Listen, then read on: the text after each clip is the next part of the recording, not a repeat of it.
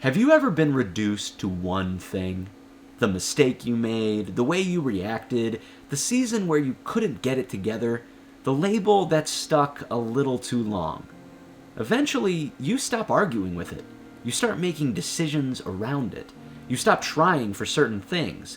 You shrink in subtle ways, so you don't have to feel that verdict again. That's how Lilo and Stitch begins. Before he's cute, before Ohana, before Elvis, he's Experiment 626. Not a name, a number, an illegal genetic weapon. Jumba refers to him as it and lists his abilities like specs on a machine. Strength, intelligence, near indestructibility. His only instinct? To destroy everything he touches. 626 isn't misunderstood, he's defined. And the film plants a quiet question. What happens when the first definition you're given becomes the only one you believe? When 626 crashes on Earth, he laughs maniacally. He threatens a frog, he gets run over by a truck and doesn't die. He growls, bites, and deceives a little girl into thinking he is a dog so he can be safe from his pursuers. He enjoys chaos, but beneath the aggression is something colder.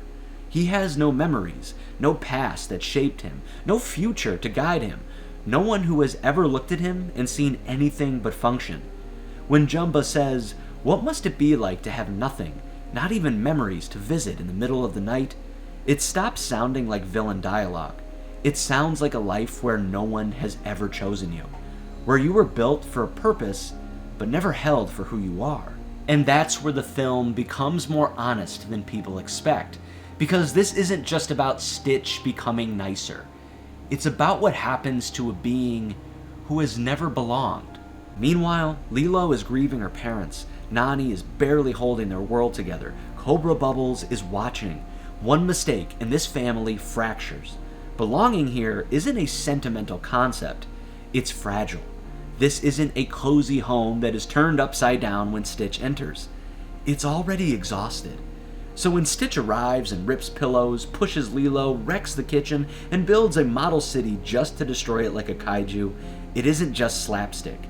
It's pressure hitting pressure. A creature built for collapse walks into a house already one bad day away from breaking. And if you've ever entered a fragile space carrying your own chaos, you know how quickly things can crack. But something shocks Stitch amid this chaos. When Nani is about to throw him out, Lilo says he's Ohana, and Nani stops. Not because it would be easier, because loss has already happened in that house. The line, "Ohana means family, family means nobody gets left behind or forgotten," is not sentimental. It's a vow against further loss. And for the first time in his existence, 626 is not being restrained, studied, or hunted. He is being kept. He doesn't understand it, but he pauses just for a moment. That is the beginning of change. Not self-discipline, not enlightenment, just one small refusal to throw him away. Stitch finds the Ugly Duckling book. The duck says, "I'm lost." Lilo connects to that first. She knows what it means to feel out of place in your own life. Stitch echoes it later. Two beings reading a story about something unwanted that eventually becomes claimed. That matters. Because once you glimpse the possibility of a different ending, the old script doesn't feel quite as permanent. And if you ever quietly hoped your story might turn out differently than your beginning, you know how powerful that glimpse can be. Stitch experiments with being a model citizen. He learns to dance, plays music, wears the Elvis suit, and actually performs instead of destroys. When the camera flashes overwhelm him and he lashes out, Lilo is disappointed. And for the first time, destruction cost him something. Stitch feels shame. Shame isn't just guilt. It's that sinking realization that you didn't just mess up. You hurt someone who believed in you. And suddenly their opinion matters more than your pride. That's new territory. Then they surf. Water is the one place Stitch is not powerful. His density makes him sink. He cannot survive it. And yet, he goes into it anyway. Jumba asks, why would he risk drowning? Because power without belonging has started to feel hollow. And sometimes we step into what terrifies us, not because we're brave, but because being alone feels worse. The film makes something clear here. He is not changing because he loses his powers or reads a story about a duck. He is changing because he wants to belong. But transformation doesn't move in a straight line. Jumba disrupts the moment, Lilo nearly drowns, Cobra Bubbles separates them. And Jumba's words, "You were built to destroy, you can never belong," hit stronger than any truck can.